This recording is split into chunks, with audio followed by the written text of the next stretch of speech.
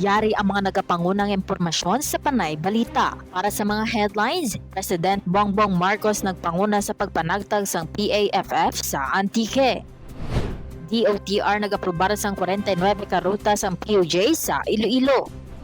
Pagyari ang detalye sang aton mga headlines. A total of 61,171 ka mga benepisyaryo sa Western Visayas ang nakabaton sang bulig pinansyal paagi sa Presidential Assistance to Farmers and Fisher Folks o kung PAFF program ni Presidente Ferdinand Bongbong Marcos Jr. kagapon nga adlaw. Si Presidente Marcos mismo ang nagpanguna sa seremonya sang pagpanagtag sa Antique para sa mga benepisyaryo sang isla sang Panay kag sa Bacolod City para sa mga benepisyaryo sang Negros Occidental. Ang breakdown sa mga benepisyaryo kada probinsya. Aklan 5,023, Antique 7,067, Capiz 8,293, Guimaras 1,841, Iloilo 30,632, Negros Occidental 8,315. Ang PAFF nagatuyo nga magbulig sa mga mangunguma kag mangingisda nga amo ang masapro nga magbaton sang bulig bangod sa epekto sa naglabot nga El Nino phenomenon. Ang kada benepisyaryo magabaton sang 10,000. Sa Antique, dugang pa sa pinansyal nga bulig ang Department of Agriculture magahatag man sang farm input sa mga napilian nga mga benepisyaryo. Si Governor DoTr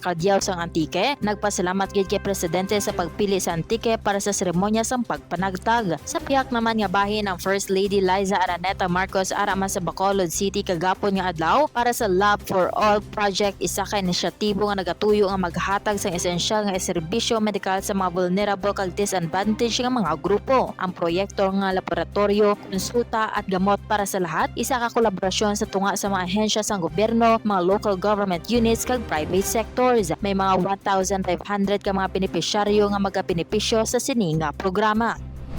Ang Department of Transportation o kung DoTr nagapahayag nga nag-aprubar sila sang 49 ka mga ruta sang public utility jeepney o kung PUJ para sa Iloilo sunod sa Local Public Transport Route Plan o kung LPTRP na nagalakip sang 43 ka mga existing nga rota kag 6 ka bag-o nga developmental nga mga rota. Ang mga rationalized nga mga ruta nagalakip sang 2 ka PhilCabs, 9 ka utility van express, 1 ka minibus, 12 ka public utility buses o kung PUB kag 1 ka bag-o nga rota sang PUB.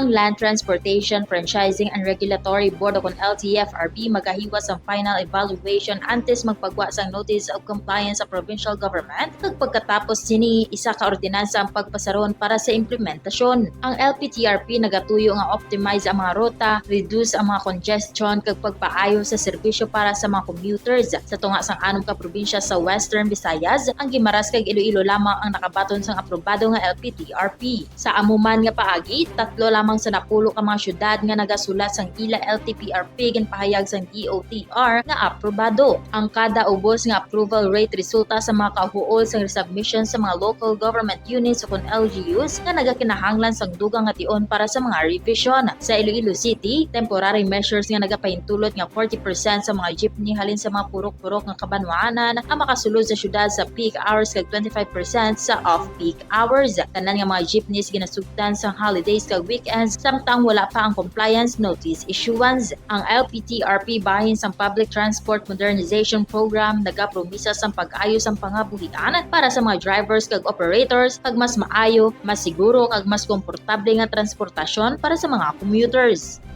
Kagamoyadto ang mga dagko nga balita nga aton natipon. Ini ang inyo ka-PN Mai Ladiao para sa Panay Balita.